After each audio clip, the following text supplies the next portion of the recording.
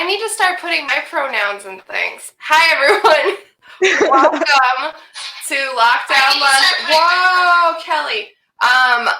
Welcome to Lockdown Lunch with me, Kelly Ransom. This is a broadcast that I've been doing for way too long now.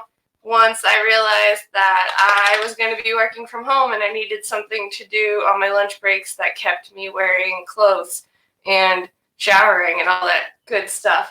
So I've been inviting people to join me for lunch to talk about their experiences during this whole thing, because everyone has a different story to tell, and I think it'll be cool someday to watch it all, laugh if we're laughing.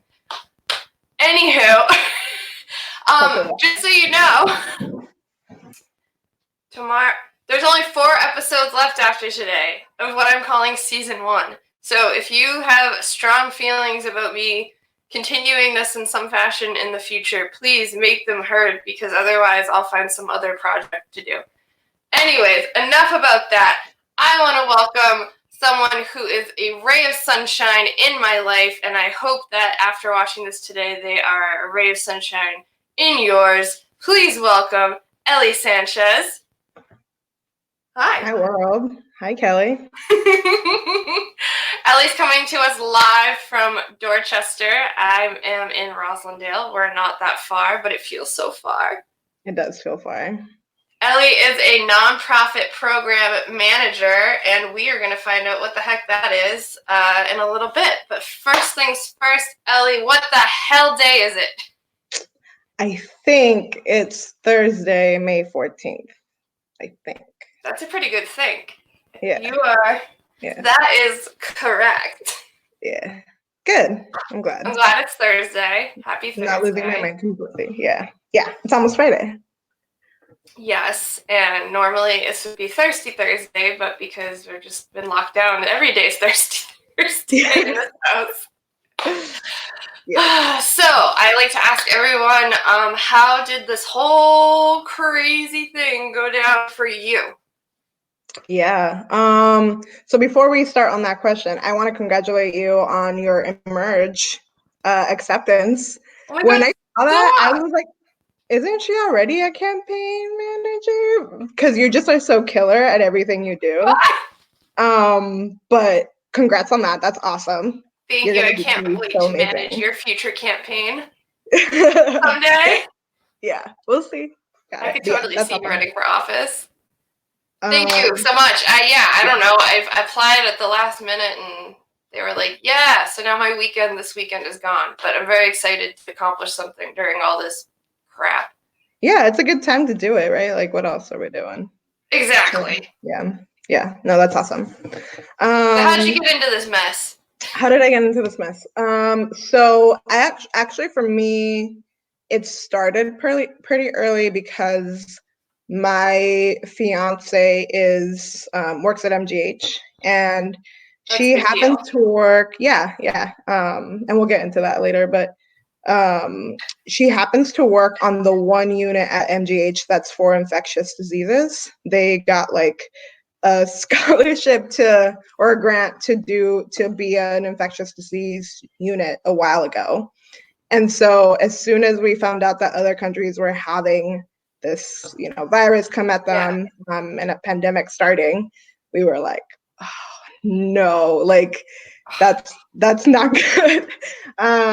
So we were pretty nervous, probably like mid-February, starting to early, just starting to like listen here and there and like hoping that it wasn't going to come here, though like deep inside we knew that it was probably going to start.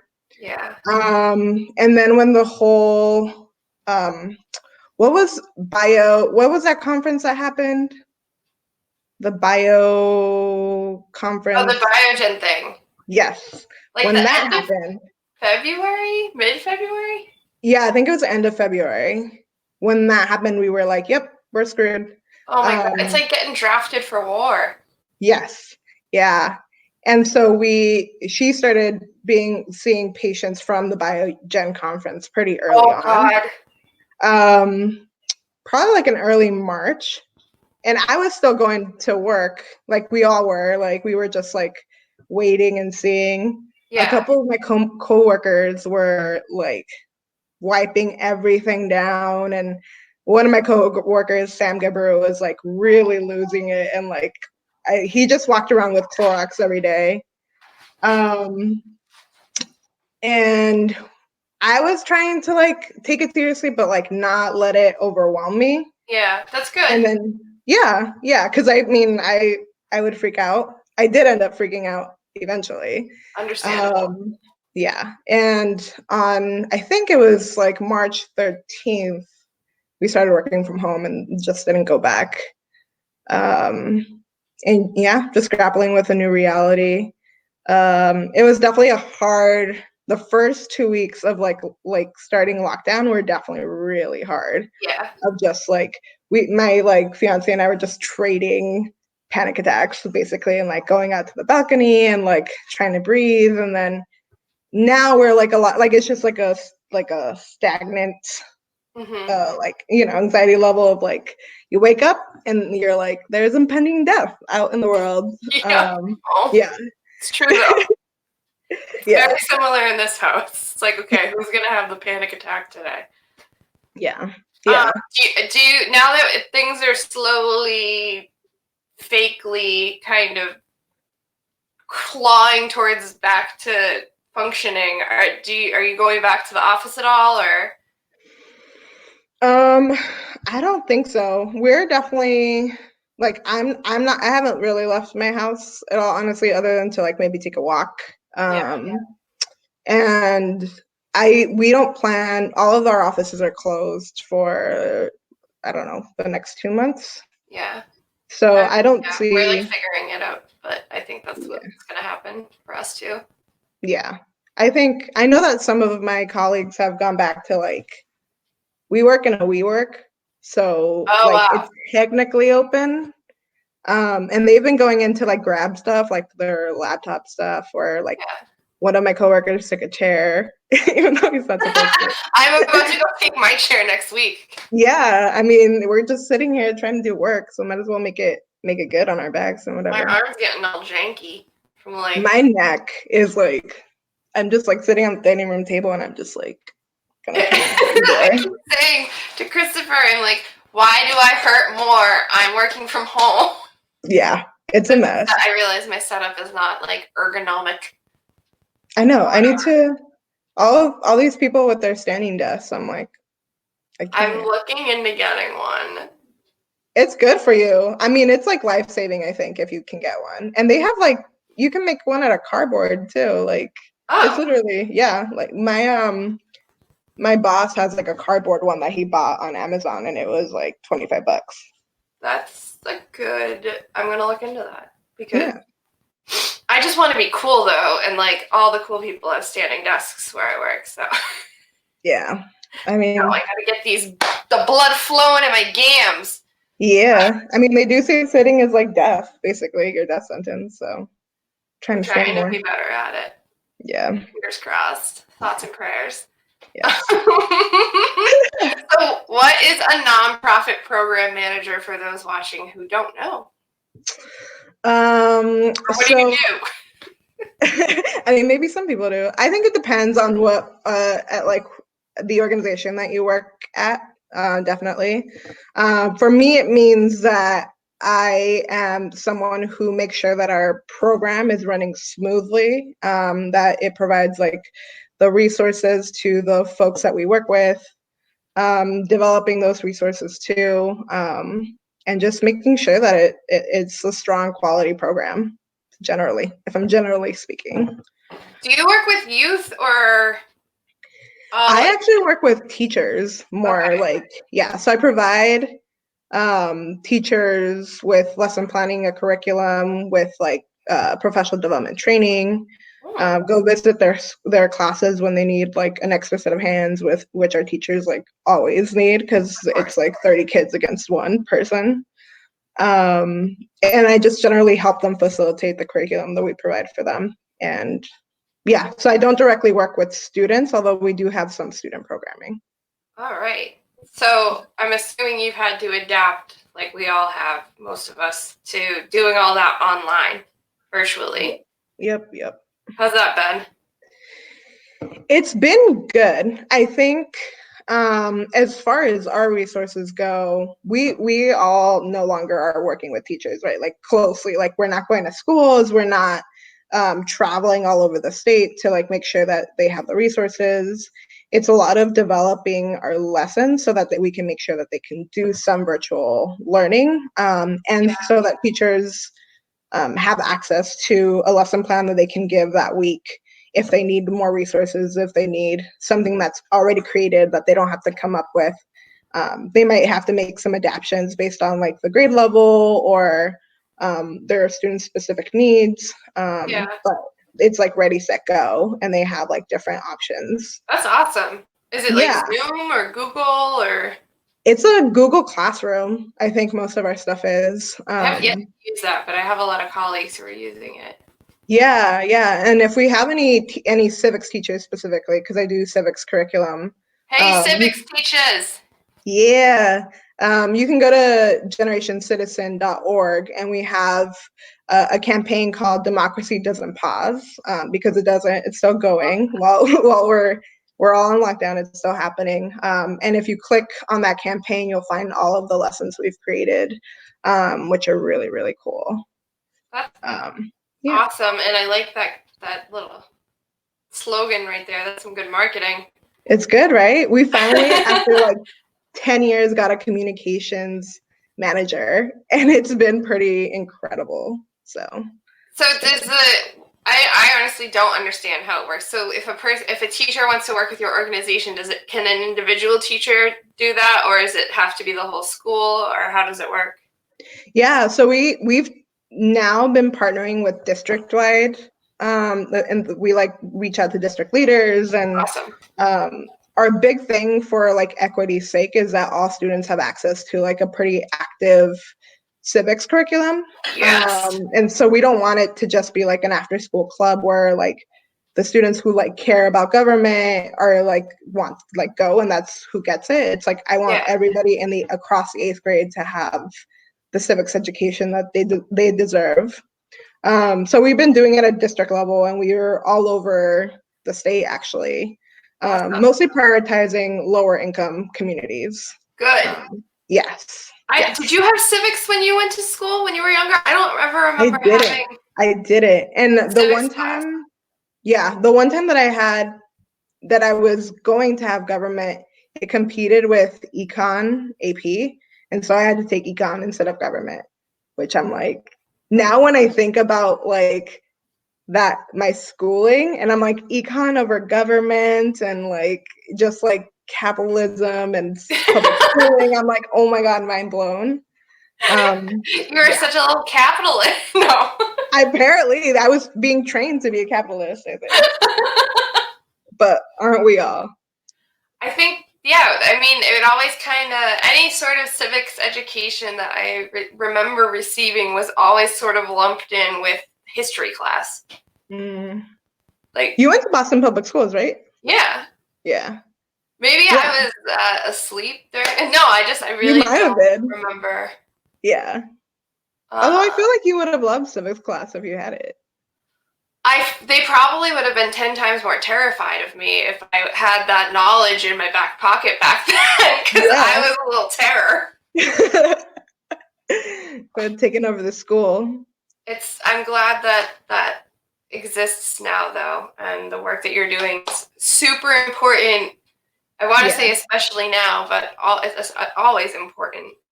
So how have you been helping teachers teach civics from their houses online with a bunch of kids? Yeah. I mean, it's really, really tricky. Our time right now is pretty limited, as like teachers' time with students is pretty limited. Like I've gotten responses from teachers saying that they are only allowed to teach like an hour a week with their students. And I'm like, and in some ways it makes sense because like students have like 6 teachers if they, you know, are in middle school, and a lot of students don't have laptops, don't have access to the internet. And so everything is just like limited. Um, An hour though, come on. I know, like, what are you gonna do in an hour? By Like the an time hour they is get them like, to be quiet, it'll be. yeah. So it's a little nuts. I think we're really just like every week we're emailing them the new lessons that we've created. We've gotten a really good response from them. Like a lot of them are like, how do you contact your local official to get more information about the funding that's happening for, or like more resources that are for folks that are impacted by COVID-19 in your city.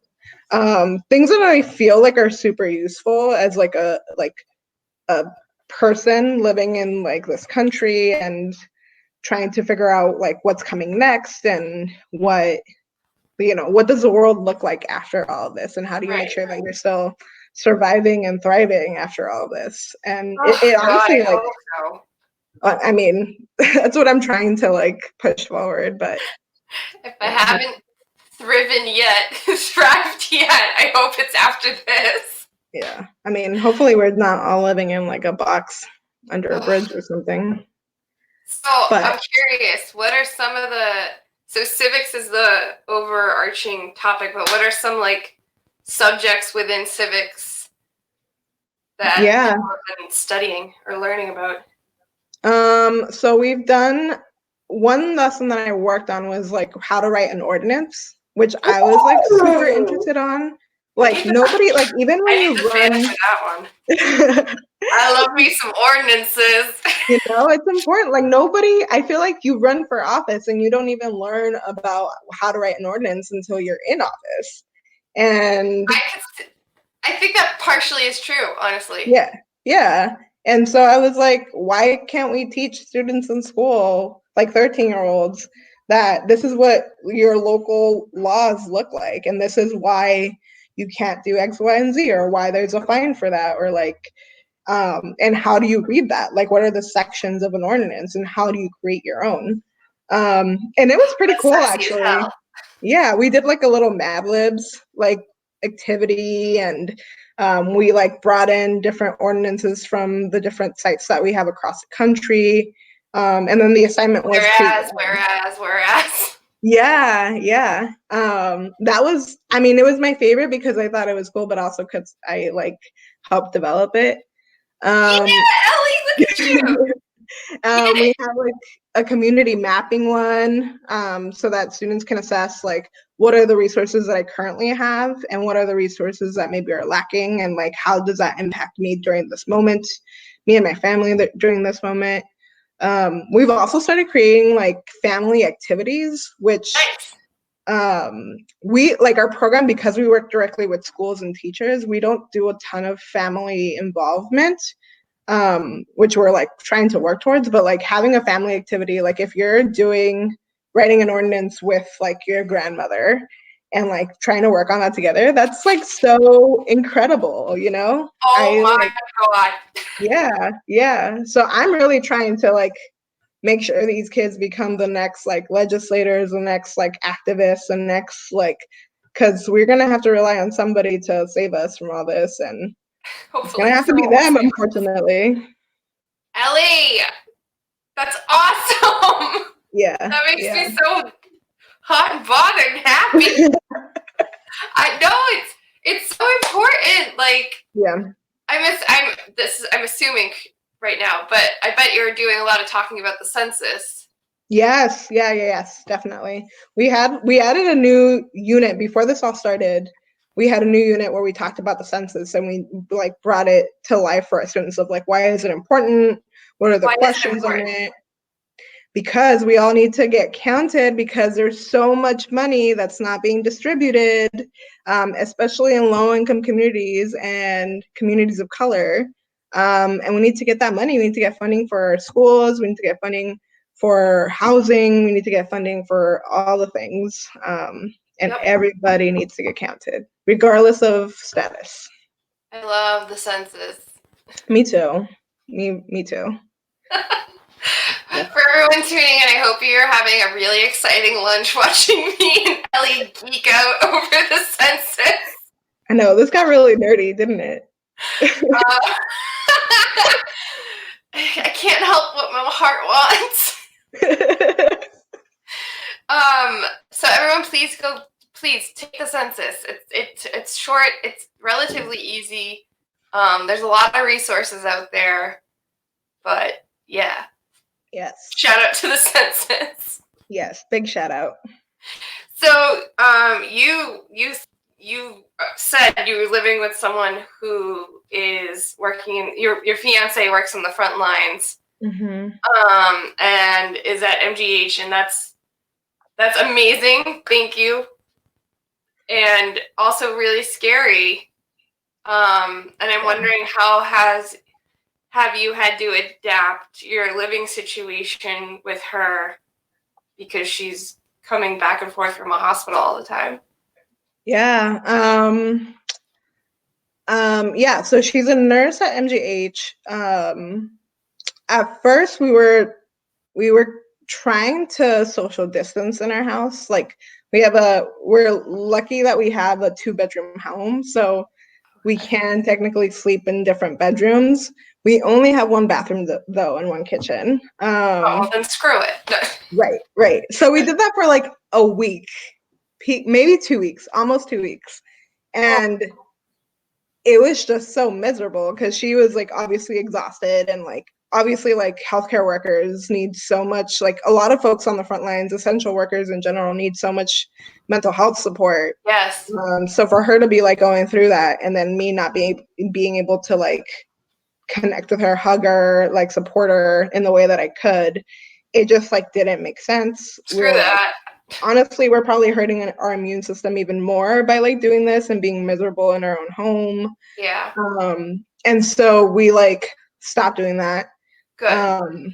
I feel very lucky that she works, 1 in Massachusetts, 2 at a place like MGH, because they honestly have the PPE they need. Like there's been so many donations. There's a lot of innovation happening with, there's like a new machine that cleans the masks, and Yeah, so I you heard can use about them that. so you can use them up to like 40 times each or something like that. And that's a huge, like literally lifesaver. And so as much as it makes me really nervous, and as much as we struggled early on, it also, like, I try to think about those positive things, that like she's actually really protected, and Yeah. and that we feel okay. We're doing pretty great, honestly. They give her like a new set of scrubs, so she'll like go in with some scrubs. They give her a different set of scrubs when she Oh, gets there, cool. and she takes them off before she comes home, so she So you doesn't don't have have to to do the worry. whole Yeah, she doesn't have to get sanitizing naked outside the door outside. thing. Yeah.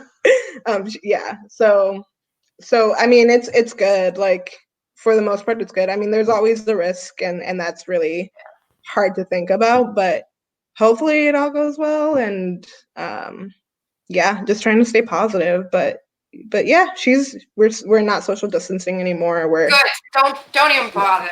You guys no. like just got engaged too, like recently. Yeah. Yeah. Congrats So again. thank you. Yeah. Is Yeah, we she got working engaged more? in pandemic. What? Is she working more or has? No, she was actually in grad school, wrapping up grad school. Oh She my just gosh. finished. Yeah. So they're supposed to have like 3 shifts a week. She currently is working 2 because she was Oh, in okay. grad school. So it kind of worked out that she's not working as many shifts, but still like helping out. She's gonna go up in July on her hours.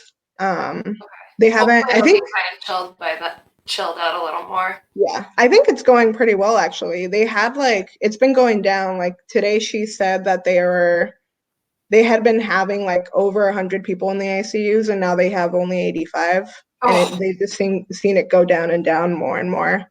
So that's it's good. working. It means this is all working. Yeah, exactly. I mean, as much as I really want the economy like to open up, I also am like, we can't do that. Like it's gonna spike up again. Right. But that's really hard. That's a hard decision. I'm nervous about all the other states opening. Like we're one of the only states that hasn't opened back. Yeah. But I don't think we're going to see really good results with full on openings until there's like testing for everyone and a vaccine. Yeah. But Yep. Yeah. And that could, yeah. I mean, that could take so long, but hopefully not. so you guys, I need to talk. I didn't brief you on this one, but you guys have been giving each other home haircuts, right? Yeah. How's that been going? It's going. I mean, Allie's actually. I was like, if you leave nursing, you could become a barber because she actually did a good job. My friend Sam, who you and I know, that's how Kelly and I met, is through Sam, at JPNDC, and Sam gave me a haircut and made me look like, you can't see it right because I didn't let her touch my Oh, it top. looks great. Touch my back. If I showed you my back, I look like a jacked up Bad Bunny or like one of Joe Exotic's husbands. Like, it's just not good. Is that what you were going for, or no? No, that's not the look I'm trying to go for. Maybe like a Bad Bunny. Like, actually, I'm down, but like not like a messed up. Am I allowed to cuss on that? Well, fucked up Bad Bunny. Good job, Sam. She thought she did an amazing job too. She was like, "Oh my god, I'm so good at this. I killed it. You're welcome." Basically, and I was really good impersonation of Sam. Right? Yeah. And usually, you know that if she's like really cocky about something, that it's probably didn't go as well as she think it did. Yeah, but I mean, I'm very thankful for her for being willing to give me a haircut and providing the clippers and all that. But yeah, I'm never letting her touch my hair again. I, on the other hand, like did an amazing job on her hair, so she's welcome. Well, home haircut, always an adventure. Not always the best results. So you told me that you have been watching way too much TV. I have. I need you to tell me, because I have not been watching enough TV. I heard that. Are you still having the like struggle of like not being able to watch like stuff? Or are you? Thank you for following my plot lines. No. I finally managed to watch Ozarks. Okay. So we watched that. It took much longer than it normally would have, but we finished it last night. So I've done that. Nice. I'm trying to watch Dead to Me, the second season. Oh, yeah. Yeah. The first season was phenomenal, but I only made it halfway through the first episode, and I was like, this show's so funny, but it's too much right now. Okay. So it's a process still. Well, yeah, no, they deal with it's so, like, everyone in that show is grieving. Yeah. And they do it so well that it's hard to watch, so. Yeah. But enough about me and my crappy shows. What have you been watching? I've been watching, so we just finished Hollywood, the new Ryan Murphy series. That's in the back of my head. Yeah. And it was really good. It's like, I really liked it. I think it's hard, for me, it's hard to like, it's kind of fantasy of like what the world would be like if like Hollywood in its golden age had been more inclusive and accepting and had people of color and queer people in movies and things like that. Like, what would that look like? And like, Ryan Murphy. How would the world be different? Yeah, just like, and so for me, it was hard to, knowing that in reality that would have gone way worse. Yeah. Than he depicts it is hard for me, but I also appreciate that he's willing to imagine like a better world than what we actually have to work with. So it was like, it was a little bit difficult, but I overall loved it. Like, I thought it was really uplifting in what I needed for right now. Add it to my list. Yeah, it was good. I'm honestly watching like everything queer because June's coming up, and like I'm like so sad about Pride like not happening. Like it's what I look forward to every single year. And so I'm just like watching everything queer and trying to be like happy and like trying to enjoy like the beautiful, colorful people that we are. And so I've been watching Brew, obviously. I still haven't watched the new season. Kelly, I can't believe first time in my life. I've never. Yeah, you're like a bigger fan of Rue than I am. My entire office is covered in like drag queen art from RuPaul's Drag Race. I don't know. Maybe Have that's you what I'll tried do watching it? on the day that Pride was supposed to happen. Yeah, that would So be a like, good way to celebrate. I was gonna go to New York Pride this year too. Oh, that breaks my heart. Yeah. Okay, yeah, no. So you suggest the new season, even with all the drama? Um, I mean, I can't not watch RuPaul. Like I'm like too into it. Hi. Hey, Rick. Yeah. I think the drama makes it hard to watch because they kind of edit Sherry Pie out a lot. Yeah. And it's kind of weird. But overall, I mean, I think I still like the other queens a lot. Some of my favorite queens have not made it. I'm not going to spoil it for you. I But think when Sam was on, she spoiled a bunch of it, but I don't remember, so it's okay. But that's good. is it over or is it almost No, over? it's like a little over halfway. Maybe Okay. like one more month left. Yeah. All Something right. like that. Yeah. So it's good. I think it makes me really happy and excited. So I'm trying to stay on that. Oh, it's a good Um show. yeah. We're Here is a really good show. Have you heard of this? We're here. Tell me more.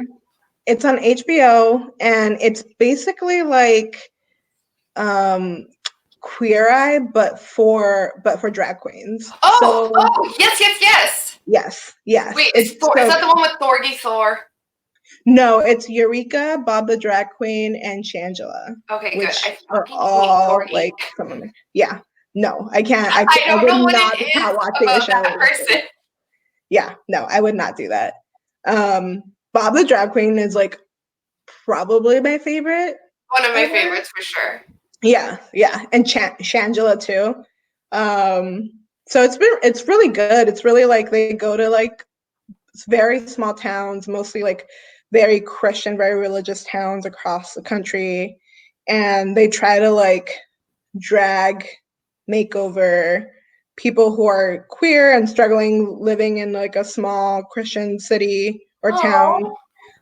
Straight people who like are allies in these like small communities and like all kinds of folks. And it's just like it's like hard to watch because you like see them like get such kind of like mistreated at these towns while they were trying to do their work. But then you like see the people that they work with and just like the struggles there and like kind of and also bring in like families who are like maybe used to be homophobic or yeah and like I'm are a now sucker like for that stuff. yeah, me too. And I'm like, this is better than Queer Eye, honestly. Like it's just it's really beautiful to watch and to like they're so brave to do that. Like I feel like I would be so scared to do that. Yeah, Add I that mean, to the list, right, Rick? I got this cat. I swear to God, he just like takes over my life. he's so cute. Oh my God, I can't stand him. Don't tell him that. I'll go right to his head. Okay, so all the queer stuff. All the queer stuff. I mean, I honestly could go on and on. Insecure, That's a great show. Viva. Yeah, Insecure. I feel like is a little bit, or used to be my life a little bit, but and yeah, and then sometimes I just need like my sisters and I used to go to sleep watching Friends. So like I just have been like to calm my anxiety, I've just been watching Friends. Like Your not watching comfort it, just like show. having on the background while I sleep. That has been me with Parks and Rec. Yeah. Did you watch the reunion? Yes, it was so well done. Was it? I haven't watched it yet. It was so well done. I was very excited. I was watching it with Christopher and Amy Poehler's character, Leslie Knope, who I've been told have similar personality traits. She was doing some very Leslie Knope things that I kept getting elbowed by Christopher by, like making fun of me, like. That's cute. I like that. But you should watch it. It was short. Yeah, It was me good. too. It was exactly what it needed to be. Yeah, I definitely need to. So besides TV binging, I like to ask everyone, because I think it's important to talk about, what you have or haven't been doing for your mental health during all of this. Yeah.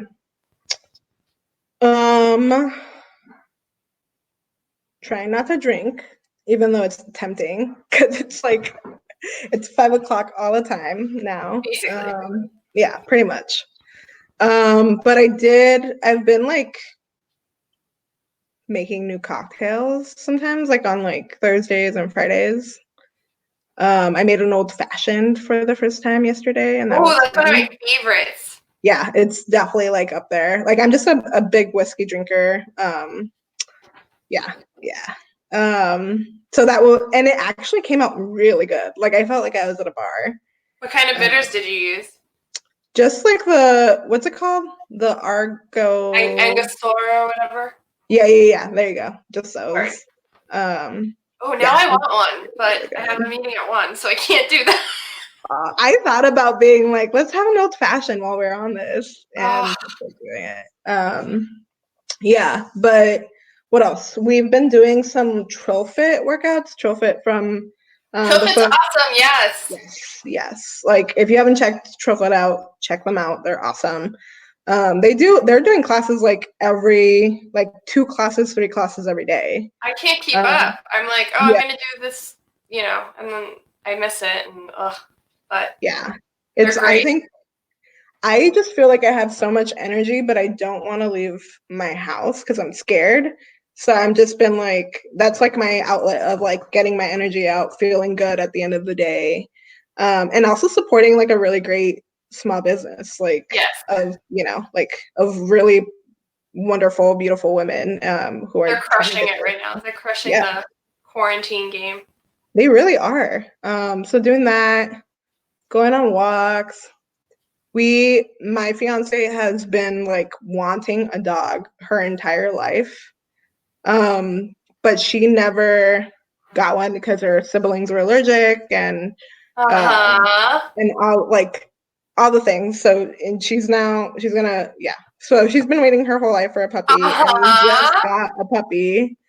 And we get the puppy in June. Wait, you actually are getting one?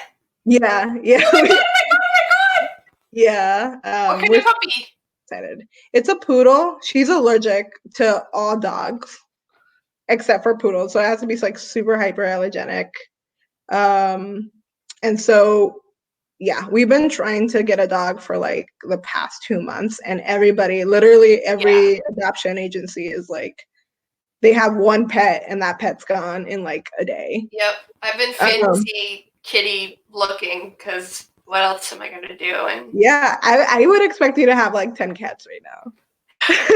There has been conversation of a possible third, but I really don't think I should. But if it should just happen to happen, I'm not going to stop it.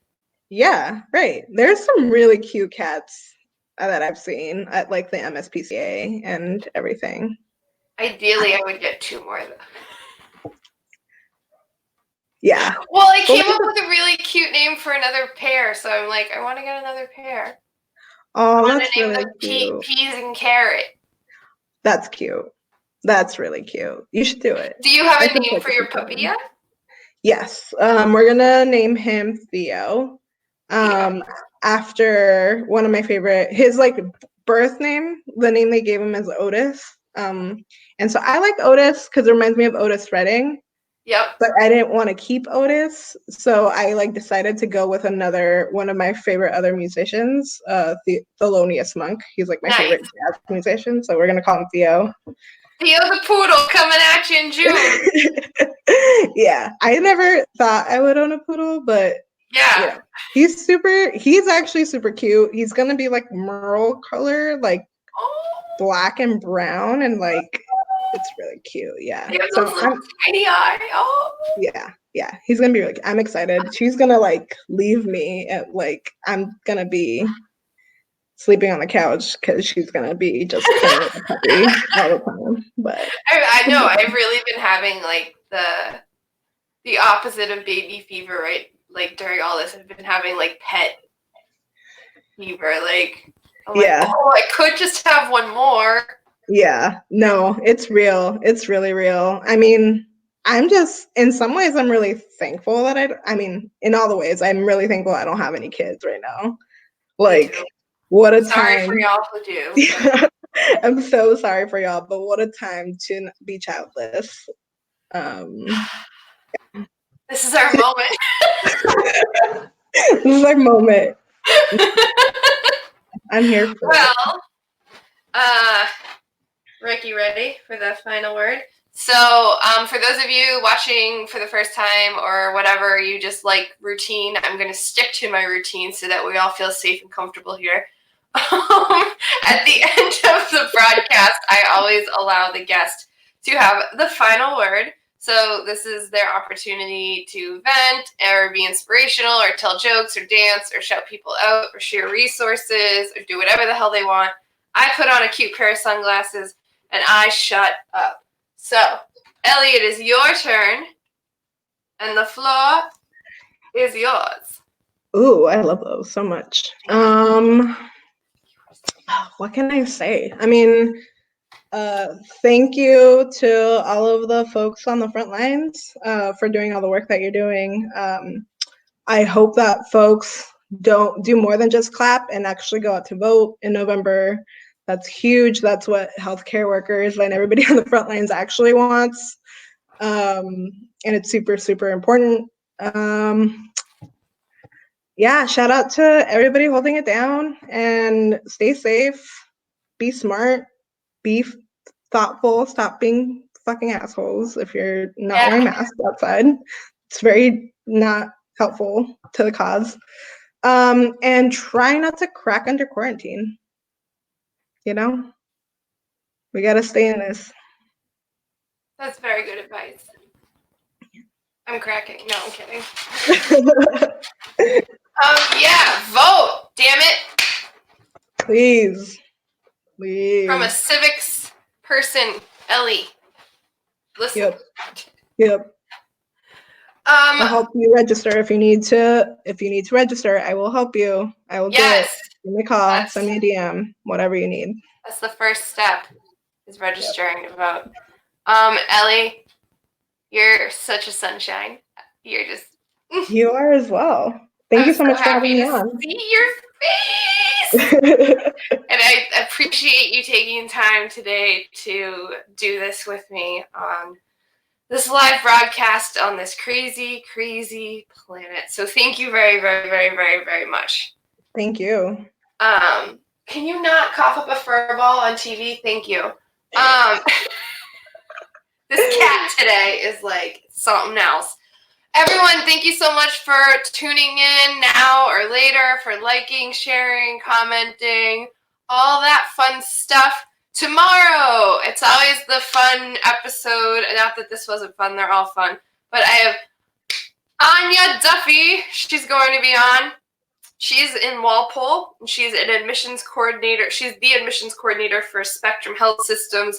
We're going to talk about something that's we're going to talk about a few things, but we're going to talk about how to maintain your recovery and sobriety during all of this, because it is very hard.